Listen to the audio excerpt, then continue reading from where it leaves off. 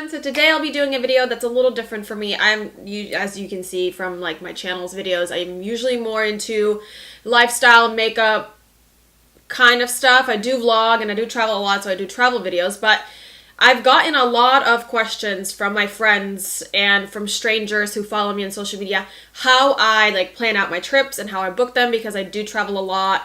And I figured that since I'm kind of, like, I was just planning another trip, it's fresh in my mind, and I wanted to kind of go through the process, at least for today, go through the process of how I find my tickets and what I use to find the cheapest tickets. So I'm going to be screen recording what I'm basically doing, and that's that. Okay, so starting at Google, the first thing that I really do is obviously decide that I want to go on a trip, and I'll kind of plan out the time frame that I want to go. So for me, I'm a little bit, most of the time when I take trips, I'm a little more flexible on the time frame of trips. So what I will personally do is start at skyscanner.com. So I go to skyscanner.com. So if basically I tend to buy one-way tickets because I found that to be a little cheaper, and also because when I travel and I'm gonna end up in a different destination than when I arrive, so it makes sense for me to buy two separate tickets. So the great thing about Skyscanner is the fact that you can type in, say, usually I'll fly out of Fort Lauderdale, so I'll type in Fort Lauderdale, and then I'll type in, you can click anywhere in the world if you don't know, and I'm a one-way. And then the great thing about Skyscanner is that you're able to select a whole month. So when you're selecting a whole month, it'll list down all the dates of when things are the cheapest, and you can kind of pick from there. So for this particular trip, I'm going in August, so I typed in August, and I did search flights. And so this is going to bring you to a list of places that are the cheapest to fly to. So obviously something in the United States is going to be cheap, Puerto Rico, blah, blah, blah. But this time around, I'm doing Europe. And, you know, I'm just going to keep going down until I see countries that I'm interested in, and I'll kind of see what is closest to where I'm trying to go. So I don't necessarily directly go and pick where I'm going to go and then fly into there. So if I'm seeing that, oh, Norway is pretty not expensive. Okay, Norway and Denmark tend to be pretty cheap to fly into from Florida. That's just from experience. It'll be the cheapest, and then you get a connecting flight from Oslo or wherever you end up to another place. That tends to be cheap too. So I'll look into things, but if it's not the price range that I want, so I'll break things apart and fly into places that I know are going to be generally a lot cheaper, and then just get a connecting flight from there, which that has worked for me time and time again.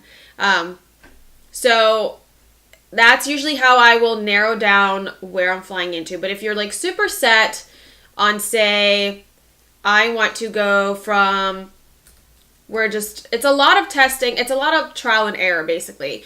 I use this kind of as a springboard into what is available, and then I'll kind of check out what they give me with no specifics really put in, and then I'll try to get more specific. So I'm going to Italy. So the first time that I found this Italy thing, I typed in Italy because I knew that I wanted to go to Italy. It lets you select a country, and it'll drop the cheapest prices on here. Like, oh, it's going to be cheaper for you to fly into Milan than it is for you to fly into Rome. So I'll go that way. So I'll click this, I'll search flights. It'll kind of tell me what the prices are going to be. So see, it'll tell me Rome is probably going to be the cheapest. That's why it's at the top. And then you're going to go down, it's more expensive to Milan. So you just kind of gauge and see where it would be cheaper to fly into. So you'll click, say, okay, Rome is going to be the cheapest, and then you click Rome, and then it throws you out a whole calendar of August, and it'll show you what it is on these certain dates. So here, green is lowest, red is highest, yellow is going to be in the middle. Green is obviously what your eye is drawn to the most, so these are going to be your cheapest. I'm not necessarily intrigued by these prices, so I'll go back and I'll type in Miami because that's another airport that is close to me. Rome, again, the cheapest. Milan, second cheapest. So I'll click on Rome, and it'll give me the same thing. It'll give me this calendar, and it'll give me the prices to fly into those. So see, like, some are $739, but the day after is $275. So I kind of gauged it this way. I waited so long on Italy that I ended up not finding any good deals. So then I went then back again to Fort Lauderdale, and then I typed in usually the big countries to fly into, depending on what airlines have hubs in those airports. So Fort Lauderdale, it flies pretty cheaply into England, into Denmark. I know that Miami sometimes is pretty cheap to Greece. So it just depends. It's really a lot of research and just plugging things in and having a general idea of where you want to go and then building off of it. Once you're in a certain place, say once you're in Europe, flights between the European countries are cheap. So finding the best and the cheapest way to get to Europe is probably going to be your best bet, because everything after that is not going to be super difficult. Skyscanner is a great place to see kind of where the cheapest dates fall, and that's usually how I will plan out my trip, having in mind the places that I do want to go.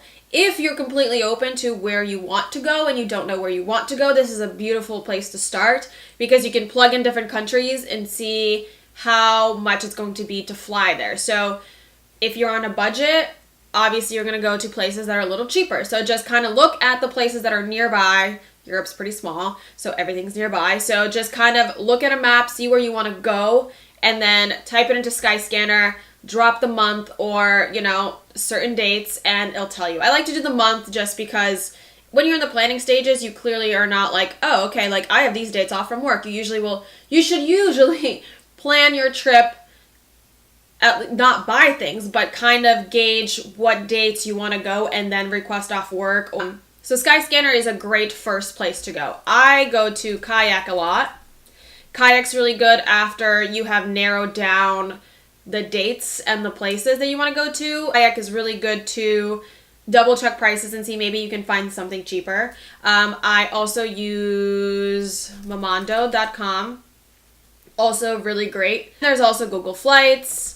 A lot of people use Google Flights. I've not had the best luck using Google Flights. I find that Skyscanner, Kayak, and Momondo do a better job of that. So yeah, that's, I think, about as detailed as I can get on how I get the cheapest flights.